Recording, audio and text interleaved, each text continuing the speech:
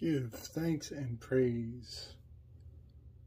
Welcome back, dissidents. We're going to dedicate this particular installation to the spirit of mistakes, misnomers, corrections, and making amends. Let's see if I can brighten up the screen here. So I made a bit of an error, and I owe everyone an apology. I misspoke and misinformed when I stated that Niccolò Machiavelli was a Medici. That is incorrect. He was quite the opposite, in fact. His family were positioned in opposition to the Medicis, and during a temporary removal of the Medici family, Machiavelli was put in place in Florence, Italy, and in his time in power there, he was known to have orchestrated some of the earliest forms of localized militia. So I just wanted to make that correction. I was wrong to say he is a Medici. But his role in opposing the Medicis and his contribution to playing as a place filler, taking up a mantle temporarily in a very fluctuating political time of much turmoil.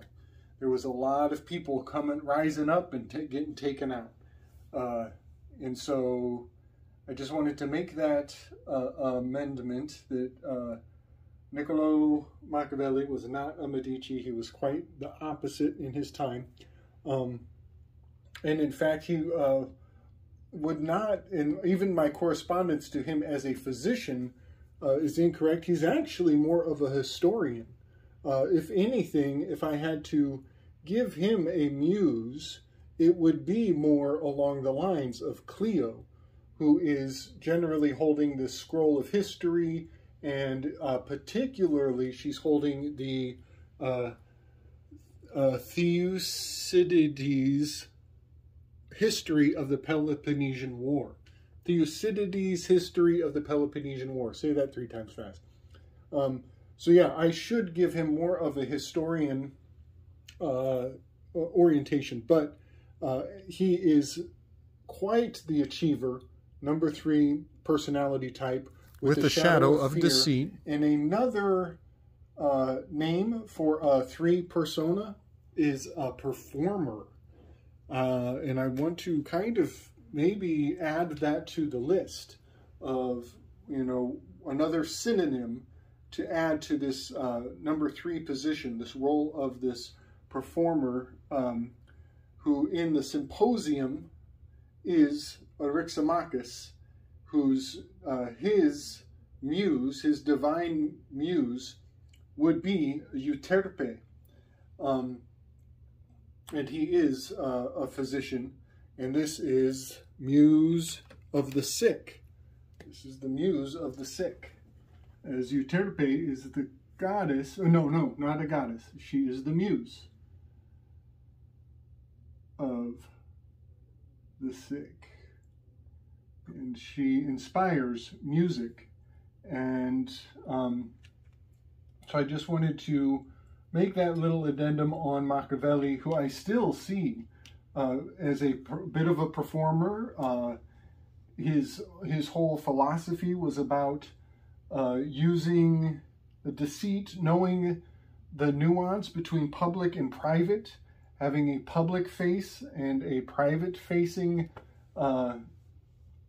persona, being duplicitous in that aspect, being very manipulative. And he's not apologetic about it whatsoever. He is known to have pretty much coined the phrase "a means to an end."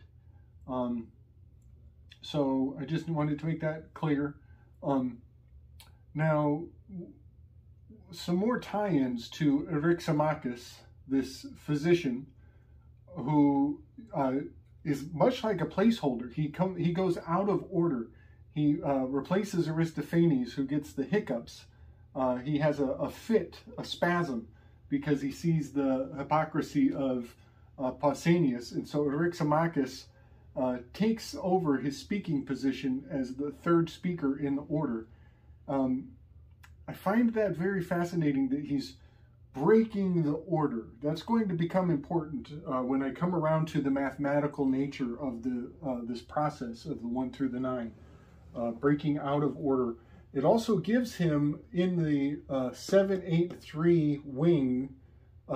This is called. This is the most assertive of the trines. The 7, 8, and the 3. He is at the pinnacle. He's the tip of the spear for assertiveness, and it is very fitting that he breaks the order. He's the only character who moves the order around and literally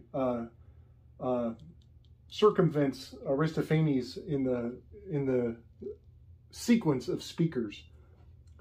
That's going to be significant later, that he breaks the order, and that he's the tip of this grouping of the 7, 8s, and 9s.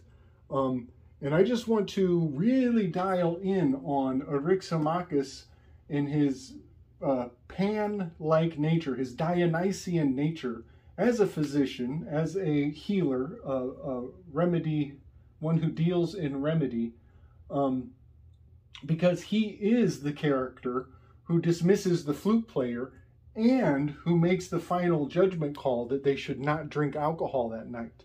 And I believe it's Phaedrus who actually says, "I always do what you recommend. I always follow your advice because you're the doctor." And I just want to read from the symposium very quickly how alcohol, which is the spirit of Dionysus, and the flute player are correspondent to Eryximachus very clearly, very overtly, because it is his line that dismisses the flute player. He says,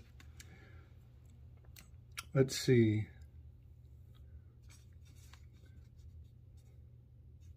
It was agreed that drinking was not to be the order of the day, but that they were all to drink only so much as they pleased. Thus, said Eryximachus, if you are all agreed that drinking is to be voluntary, and that there is to be no compulsion, I move in the next place that the flute girl, who has just made her appearance, be told to go away and play to herself, or, if she likes, to the women who are within, inside, because they're in a courtyard. Today, let us have conversation instead, and, if you will allow me, I will tell you what sort of conversation. This proposal having been accepted, Eryximachus proceeded as follows. I will begin, he said, after the manner of Melanape in Euripides. Not mine, the word. And so I just wanted to really highlight that it is he who tells the flute player to leave. It is he who recommends that they do not drink. And she leaves the symposium scene and does not come back until she's carrying Alcibiades, who is drunk, bringing in the spirits, and literally sometimes she's shown carrying him, as he is not Alcibiades. He is quite alcohol laden. So quite a few more things around this performer, this achiever with this shadow of deceit. stepping away from the Machiavellian aspect of this talking point, I want to I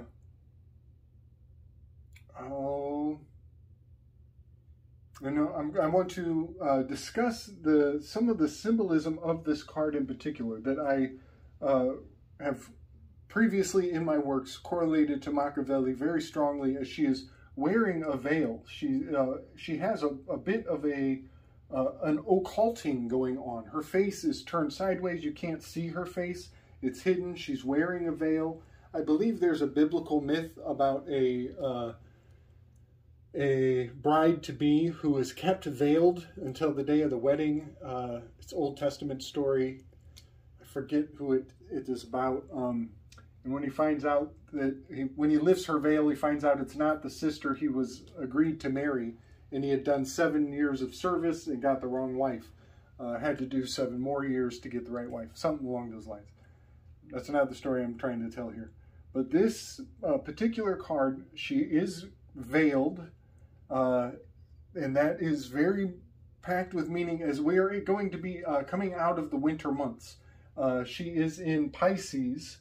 She's just before the spring equinox, basically last month, and things are still covered in snow, and it is a white veil that is covering her. And her little lotus is really catching my eye, because it is not just any lotus, it's a very long-stemmed lotus.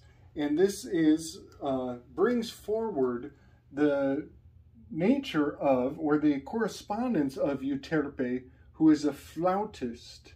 There is a lotus being held by this number 3, who in the symposium, the third speaker, his muse is Euterpe, the muse of all musical inspiration. And this card is holding a very long-stemmed lotus. And so the flautist and the lotus are catching my eye, and when I look very closely, I always consider that there are no minor details without meaning. And when you look very closely at the stem of this lotus flower, it has its roots protruding from the bottom, the lotus roots, which I do know are used in healing in many cultures. But the roots are very pronounced on the bottom of this flower she's holding. And I am inspired to consider its relationship as a sacred flute, as a sacred instrument, that maybe we are seeing the shakuhachi of Japan. That is one of the very distinct details of the shakuhachi flute that is played by the Komosu mendicant monks. Many people have seen them in kung fu movies or Japanese film.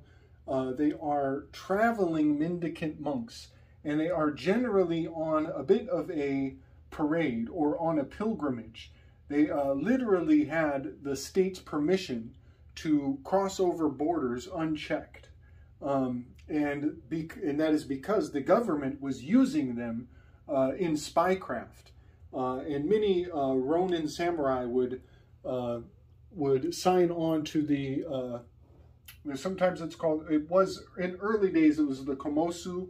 Its later incarnations were the Fuke sect of these flute players. And the basket that they would wear on their head is called a tenge. And that just hits a chord because she is veiled. She has her face covered by this very delicate white veil. And so the tenge basket covering up their face, hiding them, giving them the permission to be both achievers and performers. They are achieving the ability to cross over borders, to go unchecked because they had their papers, but they also were performers because they were flute players.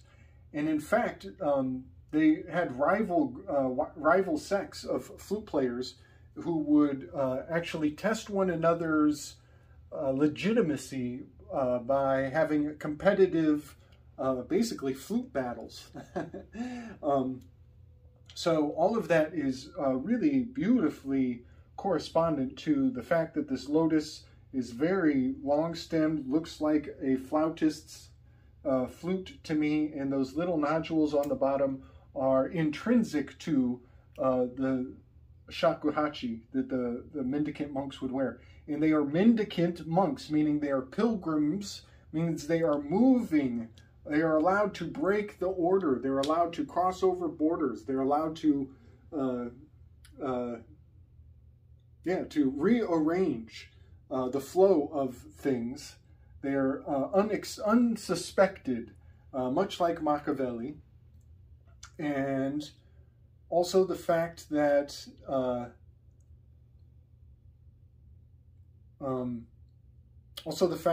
they have papers and permission to use music as healers.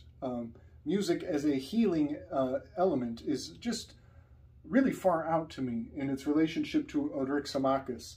I'm really starting to think that the entire Plato Symposium was not written nearly as long ago as we are told, that it might be as recently as like the 15th, 14th century, somewhere in those lines. But that's just kind of fascinating to me. I'm not saying that Machiavelli had anything to do with tarot cards in his day. I am saying that it's very possible that the spirit of these veiled references and these mythological characters are very perfectly utilized or eulogized by the art that Lady Frieda Harris made with this deck. Now, I want to talk about Lady Frieda Harris's aversion to painting faces. She was actually openly less than gifted in the art of face making, and Aleister Crowley used to give her grief over that. He actually called it a symptom of mental illness.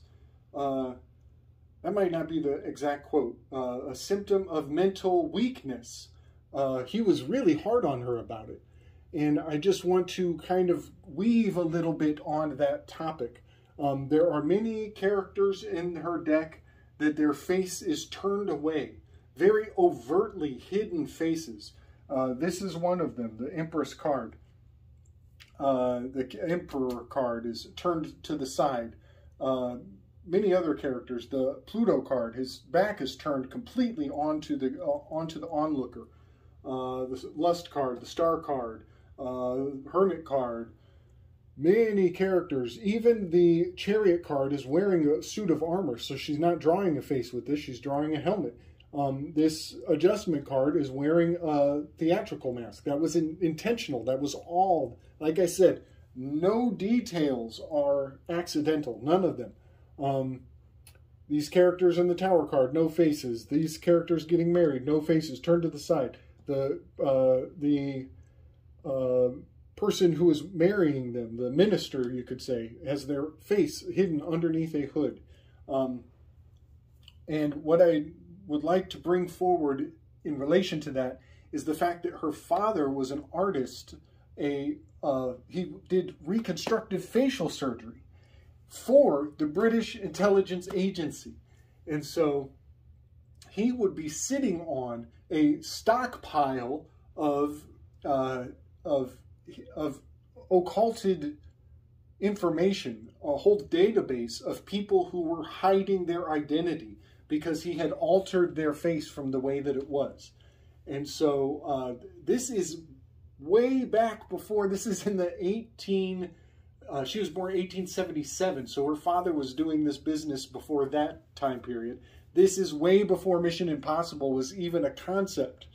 So I just wanted to kind of weave on the fact that her father was a master of remaking faces, and somehow in her art, she became unable to convey facial features. I think there's a lot of steganographic signaling between the lines here. And the reason why I'm talking about it at all, two reasons. One, it has to do with the fact that when a character has their back to the person who is giving their eyes to the art, the person who is taking in the imagery, that is, in German language, that has an artistic term, and it is called a Rückenfigur. A Rückenfigur has their back on the onlooker, and they are staring into the landscape of the art. And that is designed psychologically to draw you in. It is much like an invitation. This is something that animals do. Horses do this. They will turn to the side as an invitation to approach or to not to challenge you. It's a passive posture. Also in art, the same thing happens with the Andrew's cross. The cross of St. Andrew is it's also a cross of bondage and sadomasochism, BDSM, Andrew's cross. But it is what gives perspective to the frame of the art, gives depth. So the depth of the imagery is designed to draw you in. So all of these are working on a subtle subconscious level. As smart as we try to be, the effects are so subtle that they manage their way into the subconscious to influence us regardless. And that's why I want to talk about it, is to bring it into the conscious realm so that we have our defenses dialed up to 1,000. And I just wanted to bring that out of the subconscious and into the conscious so that when you see these characters with their faces turned and their backs turned to us, you know that this is signaling something overtly and that it doesn't have that subtle capacity to circumvent your psychic defense. So on that topic, I just want to point out that the Greeks, they didn't phrase the idea of looking at something. For us, we say we are looking at it, but in the Greeks, they would also phrase it as giving your eyes to. To give your eyes to something is to take in, to be a witness to the art. And I just wanted to make that mention that giving your eyes is a little bit different than looking at or taking in. It's a little bit more of a passive role. There's an exchange. When you give your eyes, you very likely, in the cosmology of the Greeks, you are giving your eyes and you are receiving, you're taking in inspiration. And to be inspired is literally to have a god. Philologically, that is how the Greeks spoke of what art does to a person. You give your eyes and you are inspired. You take a god into you. So I just wanted to say all those things so that they are on the conscious level and not working their way through our subconscious. So the Rückenfigur is going to be a term that I will be using periodically. Just keep your eyes open for that, because there are quite a few Rückenfigurs, also not just in the major arcana, but also in the minor arcana, and in other decks, and in other art. There's a very famous Nietzsche-inspired painting. I forget the title of it. Something about a man overlooking the sea, expansive sea, something along those lines. I'll flash it up on the screen so everybody probably recognizes it pretty well. I think it was made by an artist named Frederick, but it's not made by Nietzsche. I thought it was made by Nietzsche for a long time. Anyway, the goat horns. I want to talk about the goat horns. This has been bothering me. Probably, if you've seen my work, you've seen me talk about. I do not exactly approve of the goat being in this 6th position. Card number 1-5 reduces to a 6. Right here next to the Lover's card is card number 6. The 6th position in my Greek pantheon, this is Apollo. He is the populace. They are loyalists. They follow the crowd. They follow the herd. And they have a shadow of fear. And the fear aspect, the shadow of Apollo, is his sister Artemis. And she is the goddess of the wilderness, those who will be cast out of the city, or those who are afraid of being cast out of the city. And that's the reason they identify as a 6. I learned something very fascinating that I think I should mention. It is that Artemis gifted her brother Apollo a mountain of ram's horns. And just for the sake of clarity, mythologically, rams and goats get interchanged a lot. And there's a whole field of research on the reason behind that.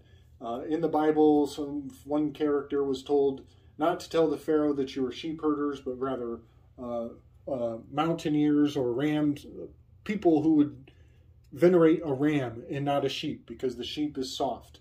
It's domestication. That would be an Apollonian person would be a sheep herder.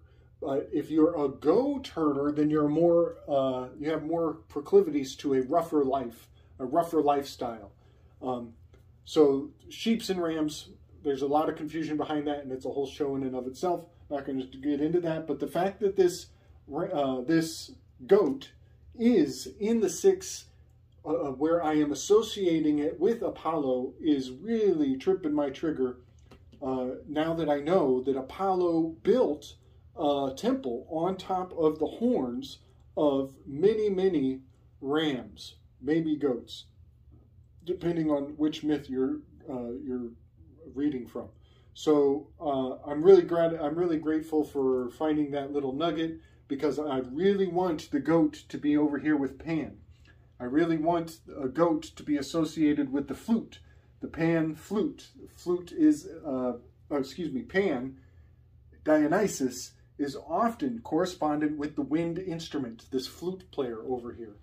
So now I think I'm seeing some good reason for the goat to be actually in the position of 6 with Apollo, as his temple was built on a mountain of goat horns. So I think I'm done with everything I wanted to say there.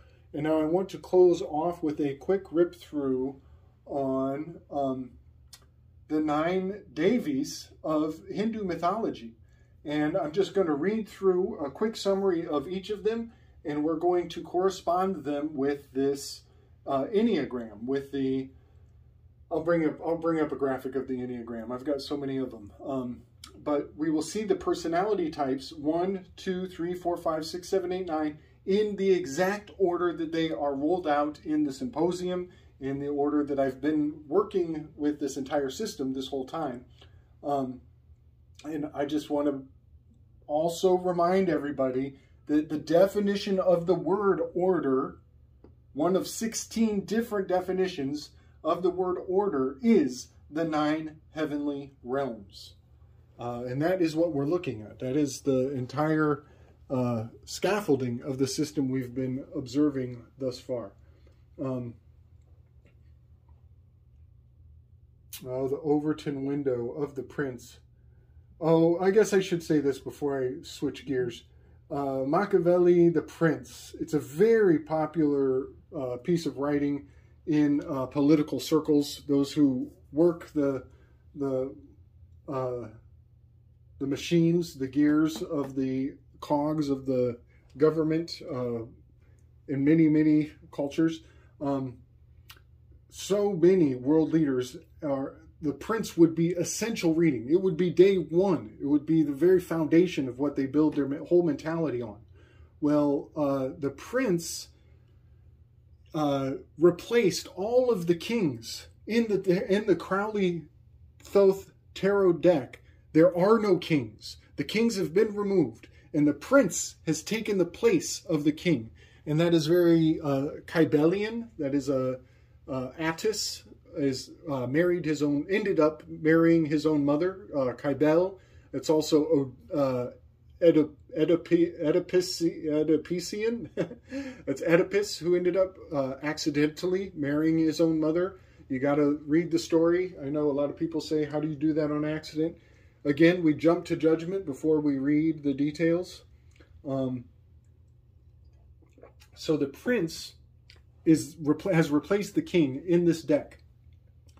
And that is to say, the symbol of the prince, the significance of the prince is thinking so far ahead, is planning ahead, keeping the prosperity and aiming your target not at the immediate gratification, but aiming at the very distant future to get your returns, to plan so far ahead that you probably will not see the results in your lifetime. And that also has a great deal to do with Overton window and social engineering, making moves now that will not set in, that will not be socially acceptable for lifetimes to come.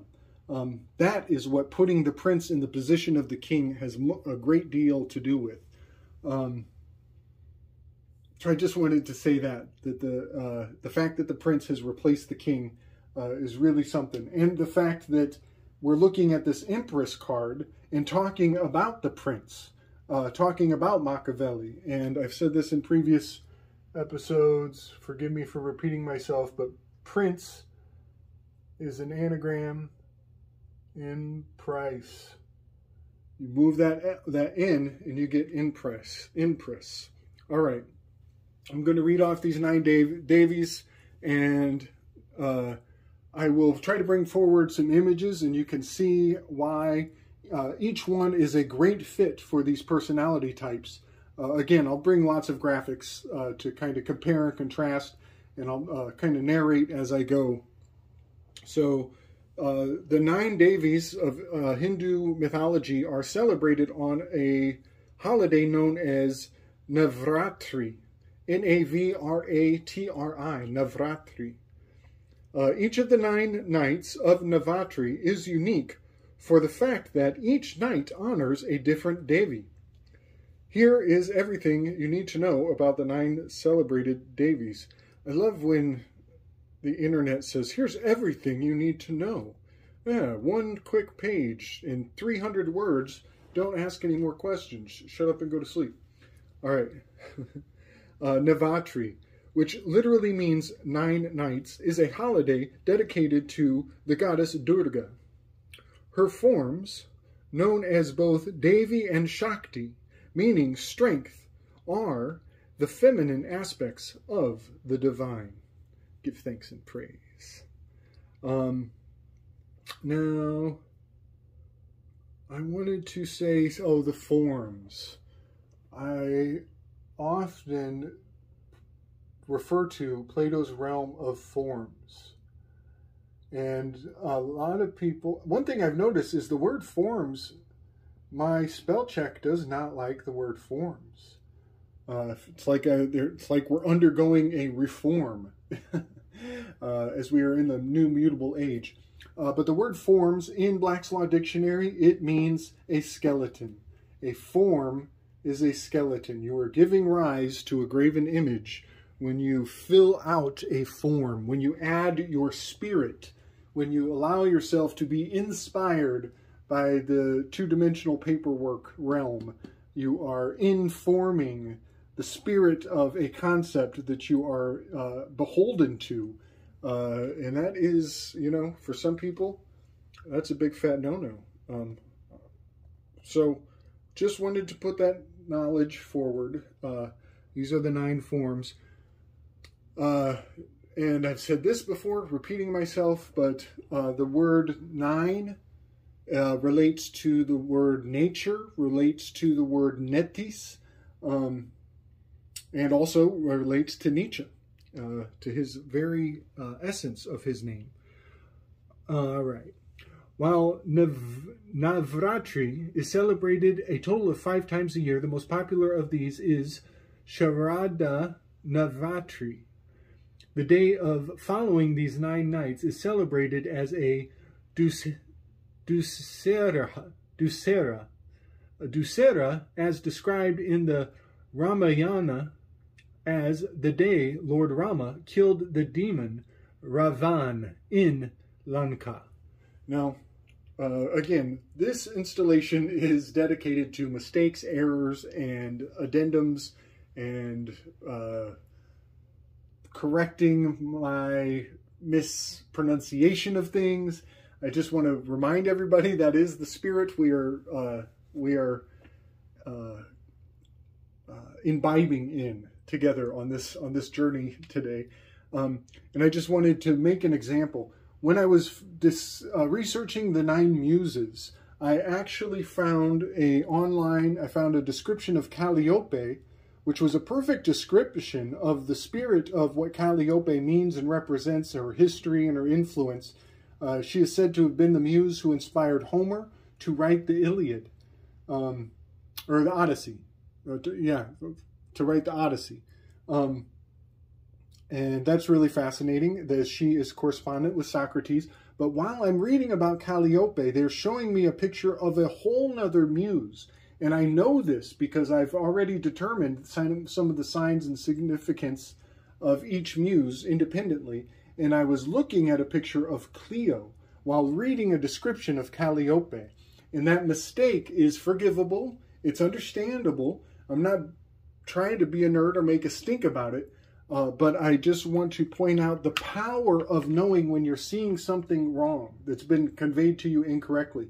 And sometimes it is the details that you're reading about that the false translation or the misunderstanding is often between the details of the words and the details of the image. It was the picture that did not correspond with what I was reading in a description of Calliope. So the name and the details did not match the image that they were putting forward. And I knew that because Clio, whose name sounds very much like Calliope, Clio and Calliope, very similar sounding names, very easy mistake to make, but Clio has the horn on her hip. And that is how I was able to identify that there was a bit of a misconnection between these 2 muses. And now while I'm struggling to read these names of the Navratri of India, I will bring forward images. Please understand that this is the best I can do, as this is not my strong suit. I'm not extremely well versed in the Hindu mythology and these goddesses. I am only doing my best to honor them in their corresponding relationship to the 9 of the Enneagram. So, moving forward, I'm going to skip straight to the muses, and again, I'm going to mess these names up. They are very difficult, considerably difficult. Shailaputri, and I'll bring the actual word forward so you can see what I'm trying to say. She is sitting on a white cow, which a couple of these lovely Devis are sitting on a white cow. They all are riding on some sort of animal or another. Very fascinating. The goddess celebrated on the first night of Navratri, so Phaedrus, Polyhymnia, Wheel of Fortune card, Sun card. Number 1 is a reformer, a perfectionist with a shadow of wrath. Rhetoric. Phaedrus is a master of rhetoric. The goddess celebrated on the first night of Navratri is Shailaputri. Her name literally means daughter of the mountains. Putri means daughter. Shaila means mountains. She is commonly referred to as Sati and is honored as the goddess of nature. Sati, insulted by her father for not being included with Shiva to attend the yajna, she threw herself into the sacred fire, and she was later reborn as Parvati, daughter of the Himalayas. So we have wrathfulness and we have reformation. All the spirit of the mythology of this Hindu Devi is embodied in this number 1, who is a reformer, perfectionist with a shadow of wrath. Her name here, Shailaputri, the daughter of the mountain. So next, on the second day, we have the second day of Navratri honors Brahmakarini, excuse me, Brahmakarini. She is most commonly worshipped as Parvati, the consort of Shiva, who found that her deity was to be the wife of Lord Shiva. Since Lord Shiva is known for meditation, she too decided to perform a penance. While she struggled at first, she was eventually successful. Lord Shiva noticed her dedication and made her his wife, donating her the name Brahmakarini. She was worshipped during Navratri for the knowledge and determination. So we have doing penance, we have justice, we have law. This is Pausanias, he's the lawyer. His muse is Clio, she's holding the scroll. Also, in the pantheon, this is Hera. This is white-armed Hera, who is the number 2, the giver with the shadow of pride, and she is married to Zeus, number 7, who is the enthusiast with the shadow of glutton. So we have the west is Zeus, and Hera is the east. Over here we have Shiva is Zeus, number 7, being married to Hera, who is Brahmakarini. I'll show some images here. And next, number 3. The third day is dedicated to Chandraghantha. Chandraghantha. And I have to point out there is a GH in there. Got them all out of room. GH is a mercurial call sign. GH. GH and HG flip and flop for as a hailing to the mercurial characters. And I will get into why Jesus number 3, Mercury number 5, and Hermes number 1 are 3 different, this is the Trismegistus trine, the 3 5s and the 1s. But I'll get into that another day. Just had to call it out when I see it. It's also got that drag, as in drugs. We will see she is a goddess of physicians here. On the third day, dedicated to Chandraghantha. As a form of Durga, she is the symbol overcoming physical and mental sufferings. She is also a representation of peace and serenity. However, like Durga, if provoked, she will destroy demons to maintain peace within the world. This is the physician. This is Eryximachus casting out the demons of Aristophanes' hiccups. Destroying the demons is absolutely part of this muse, the muse of the sick. This is Euterpe. Very, very gratifying, these correspondences, I tell you what. And all of them are holding like many implements. They all have like 8 arms. So I'm not going to really dig into their props or their accoutrements. Looks like number 4 is holding a lotus. Oh, but they're all holding lotuses. They all have lotuses in their hands. Or at least these 2 I'm looking at right now. Okay. Number 4. On the 4th day, the goddess Kushmanda is worshipped. As another form of Durga, she is most commonly known for her contribution to the creation of the universe. Universe card. One of the creation kathas, or stories, within Hinduism is that of the cosmic egg. It is said that the Kushmanda created the cosmic egg with her smile. Boom! Comedy. Her radiance is so great that she gives the sun its brightness.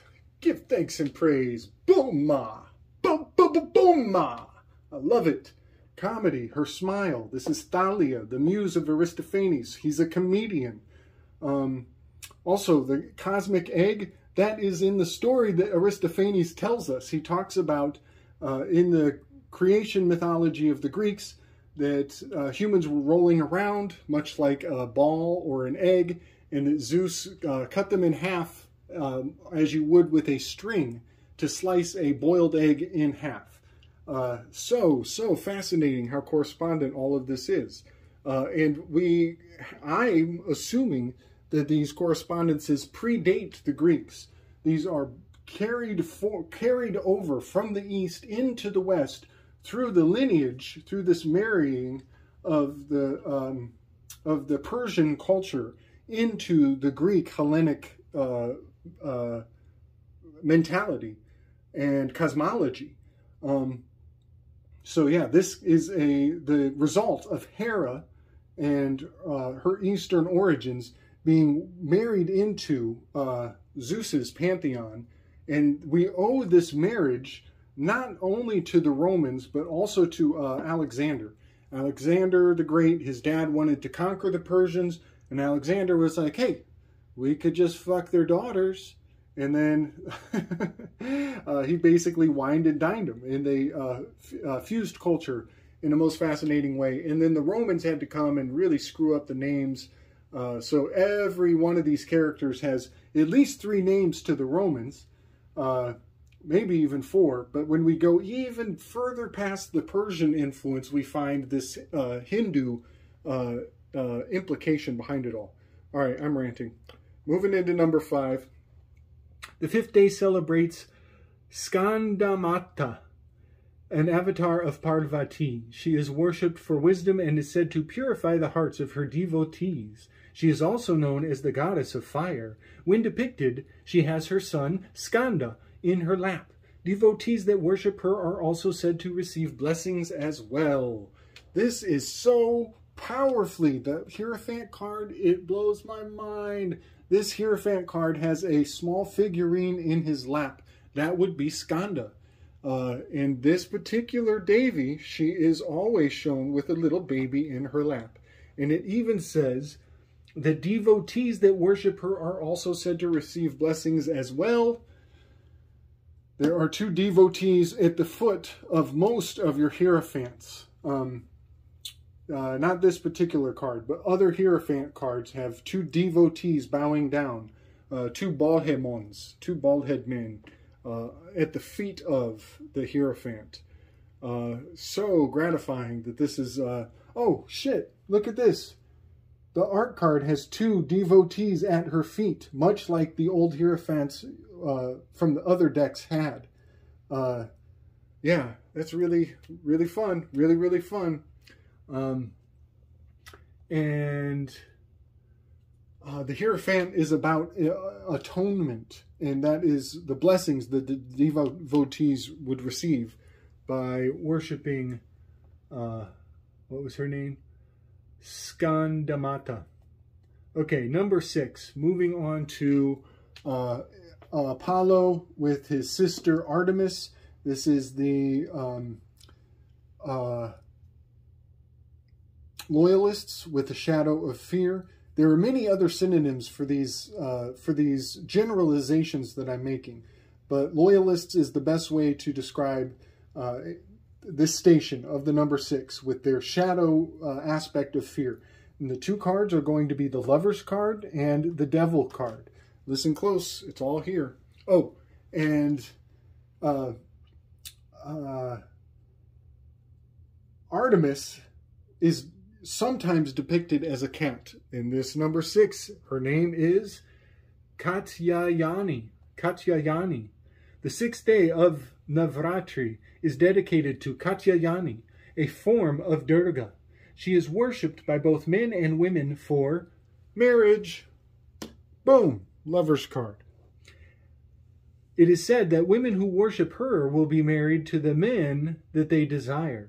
Katyayani is most well known as the one who slayed the demon Mahishasura. Mahishasura.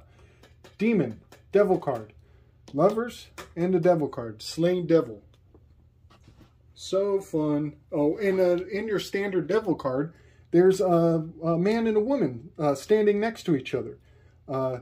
So these correspondences that I'm making with by putting the enantiodromia of these tarot cards in their place is very powerfully confirmed by this this old ritual of the Navratri that is still performed in exactly this order every year, 1 through 9. So moving forward, Kalratri. And this one is really satisfying for me. Kalratri. The 7th day honors Kalratri, another form of Durga. She is considered to be the most violent. She is worshipped to remove ignorance as well as darkness in the lives of her devotees. Many devotees also worship her to remove their worries. She is also associated with the dark side of nature and is responsible for nature-related destruction. Socrates was the greatest fencer. He was, the Socratic method is asking questions. That is the removal of ignorance. And also this is Cancer. We are in Cancer, where the tower will be destroyed. This is where the Analima goes through a collapse this time of year. Cancer up here. This is the Chariot card is in the sign of Cancer, and this Analima is the tower. It's going to fall down. It's going to go into a collapse as the days have reached the pinnacle of their length, and they will only get darker and darker and darker going forward through the rest of the year. Pretty fun stuff. Pretty fun stuff. So yeah, moving from the 7s, this Jupiterian Cancer, and it's number 16 is the Tower card as it's going to collapse. We're moving forward into the 8th day of the Navratri. Navratri. That is, number 8 is Mahagauri is worshipped on the 8th day of Navratri. Devotees worship her as a remover of all sufferings in life. This form of Parvati was created when Lord Shiva decided to marry Parvati and used water from the sacred Ganga to clean the dirt from her skin. Her fair complexion is why she was named Mahagauri, literally meaning white. Now, that is really something relating to this 8, who is the is a controller, a challenger, with a shadow of lust or a shadow of control. As we are in conceivably in August, the idea of her being clean or white or purified has, I believe, much to do with the fact that when something is white hot, that is when it is at the hottest time of the year. When you are heating up an alloy or metals, when it is white hot, much like sulfur, there's a type of sulfur that is forbidden in warfare. I forget, phosphorus. It's white phosphorus. That's it. White phosphorus burns at the hottest possible level, and that is why it is called white, is because it burns so hot. Okay, I think I made my point. And then number 9 is on the final and 9th day of Navratri, Siddhidatri is worshipped, an avatar of Durga. She is the remover of ignorance and has the ability to show her devotees the realization of the divine, or Brahman. Her divinity is so great that even gods worship her for blessings. Plato, full circle. This is the Platonic realm of forms. Plato is revered as a focal point, as if you can grasp and apprehend the Platonic system, then you are considered a wise one, a priest of sorts, philosopher king even. That was his whole. That was the whole goal, was to reach this pinnacle of apprehending the Platonic system. So that completes the 1 through 9 of the Navratri ceremony in in Hindu practices and Hindu cosmology. And I will do my best to bring these 9 characters forward. One thing I forgot to mention was that number 7 is, let me see, Kalratri. She is sitting on a donkey. She even has a question mark shaped sickle. This is going to be Coma, no, it's Coma Berenices. Has a sickle shape. This is the question mark. This is the power of asking questions. The removal of ignorance is answered by the question mark. Socrates, the Socratic method, is asking questions. But also the fact that she is sitting on a donkey. She's riding on an ass.